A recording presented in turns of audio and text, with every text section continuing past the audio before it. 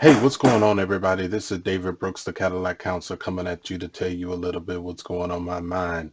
And today I gotta do a trailer review over 4 Good Days. Now, Mila Kunis and Glenn Close are the ones that are mainly in this one that I'm paying attention to, because I really want to make sure that this movie does a right job about depicting what addiction looks like.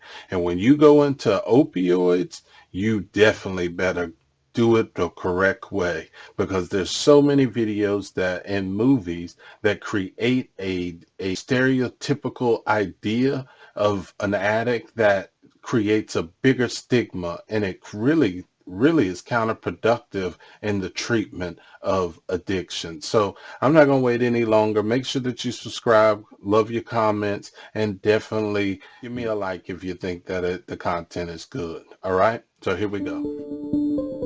I'm gonna level with you, Molly. Opioids have a 97% relapse rate. You have gone through this 15 times. Do you know what an opiate antagonist is? No. It's a shot we give you once a month. The shot essentially makes you immune to getting high. Is it safe? Are you kidding me? Now all of a sudden your body's a temple? You have to be clean for at least a week. 4 more days, seriously? Buprenorphine, Suboxone, your Subutex, all of that ram of drugs. It has been sold as this miracle drug, and it's really not. Yes, you can get the 30-day, around 26-day, every day you get a shot. And this drug does help with substance abuse of not just opioids, but people have been used it for alcohol addiction. So it is a really good drug. I've seen people do well with it. But I'm going to tell you right now, make sure that people that get on buprenorphine get counseling, because a shot does not help you with coping skills. What it will do is it will cut your cravings down, and he is right. You can't really overdose during a use of opiates, but it doesn't mean you can. So it's not just a cure-all drug, and I just want to make sure you guys know that. And yes, you have to be about 7 days sober, clean without any opioids in your system for it to work, because if not, it might send you into withdrawal, and then it's a different type of problem. All right, so let's keep going. I think Tired of what we've been through. I'm scared for you whenever she's around. Who was that? If I wasn't a junkie, would you even ask? Probably not. Whenever I've decided to re-engage with her, I've always done it with my eyes wide open. So you feel like you've run out of hope. Please, I can't do this. Yes, you can. You wanna give up the fight. Mom, how is she? She sits around smoking, twitching, and I am there watching her like a hawk and pretending that I'm not. family members are going to always wonder what's going on, especially whenever it's opioids, because nobody wants to see anybody die. And so a lot of times the family is kind of reaching out, trying to make sure that everybody's okay. And I'm going to be honest with you, when people are in starting recovery for the first time, yes, they're going to be normally smoking a lot of cigarettes, eating a lot of candy, trying to keep their stomach from just bubbling over, because they're queasy, they have diarrhea. There's a lot of things going on within the relapse process, wanting to go back, and even the withdrawal process. So, guys, you have to always understand, be patient, make sure that you get doctors to be involved and not do it yourself. You're not going to die because you are withdrawing specifically from opioids. It might feel like it, but you're not going to die, okay? Almost 1 day down. 3 more to go. When you think it's the end of the road. I'm so sorry. Wish I'd been around. You should have been. You think it's my fault that you're an addict. Oh my God. It just goes on and on. I am and so on. sorry that my drug addiction is so incredibly difficult on you.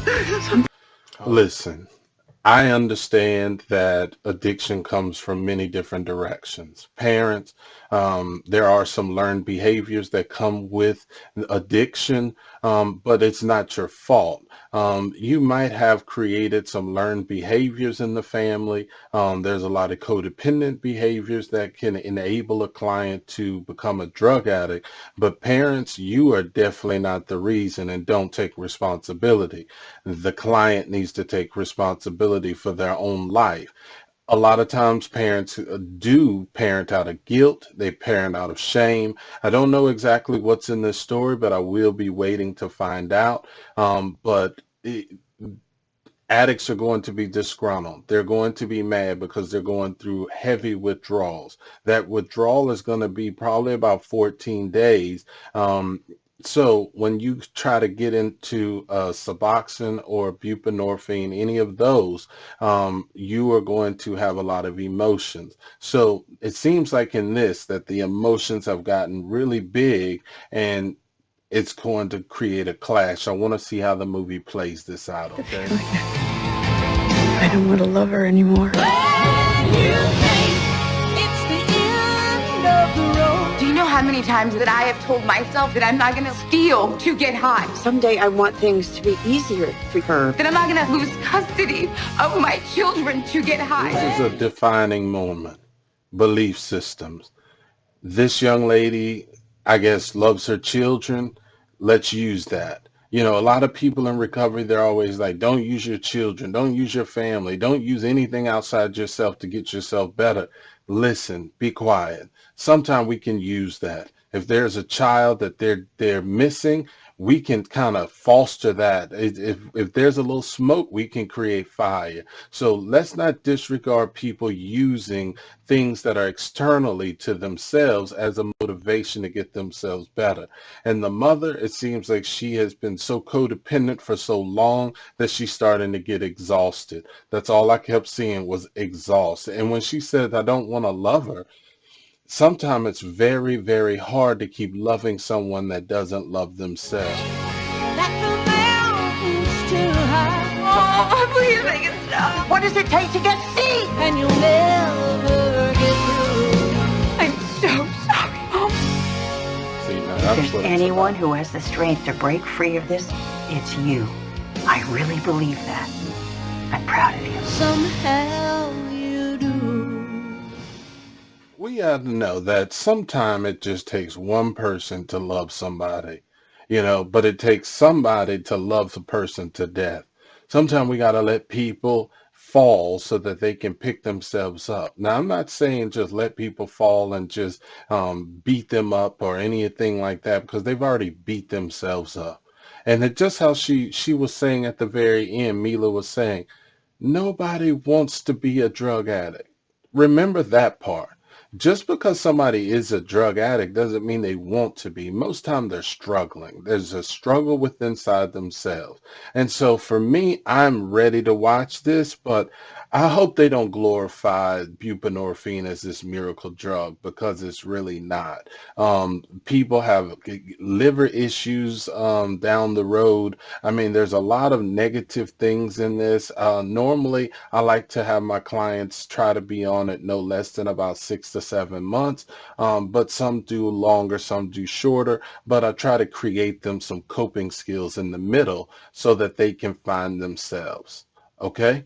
So it's good to hear everybody. Give me your comments, because I love to hear what's going on with you. All right. All right. Take it easy. Bye.